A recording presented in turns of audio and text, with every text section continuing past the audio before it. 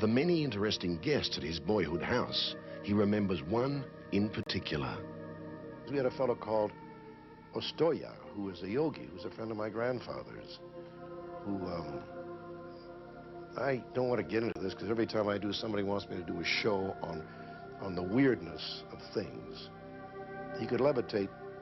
They used to have, at the house, they used to hold hands, have a seance. I remember as a kid. And he would be bathed in perspiration. On the other side of the room, I remember there was my father's den. There was a silver tray with little silver cocktail shot glasses on it. And all of a sudden it began going ding, ding, ding, ding, ding, ding, ding, ding, ding.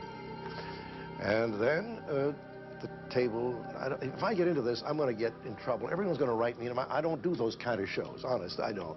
But it was strange. He could stick needles through, control the involuntary muscles of the heart, buried alive.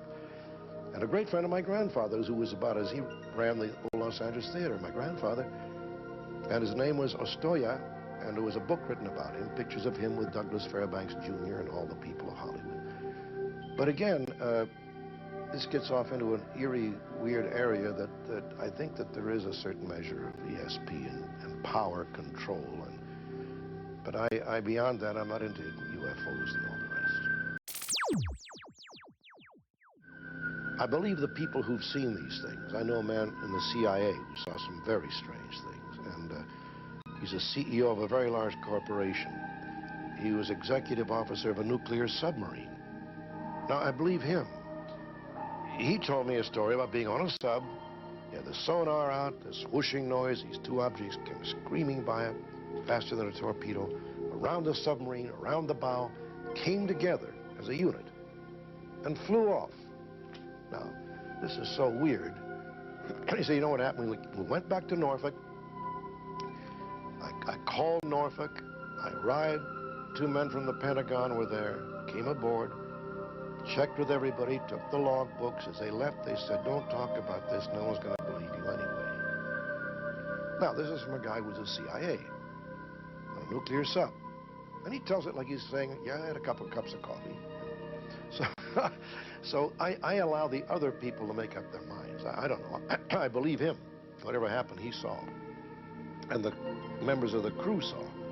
Or they had been somehow mesmerized by a giant Jupiter in the sky. My mother believed in reincarnation, and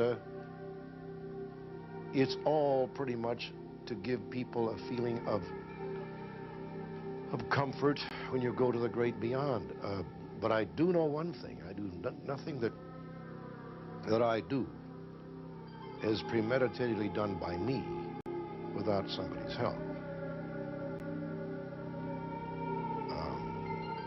It doesn't work like that.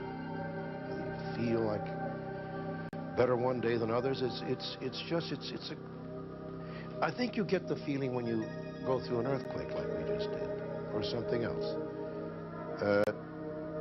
The temptation is the human's ego is such that it pushes him into an arena whereby he becomes so special. And it just takes a couple of shakes like that to make you realize, hey, man, when you realize that 6 inches of mountain grew out of that shake, and the Grand Canyon has got thousands of feet, and you're here for 15 seconds or less, and then it's a good leveler. It's kind of makes you feel like, well, whatever it is, I'm glad to be here, but I'm not going to be critical. Perhaps it was this hand of fate that led Stack, a confirmed bachelor, to a happy marriage of 38 years to wife Rosemary, something of a rarity in Hollywood.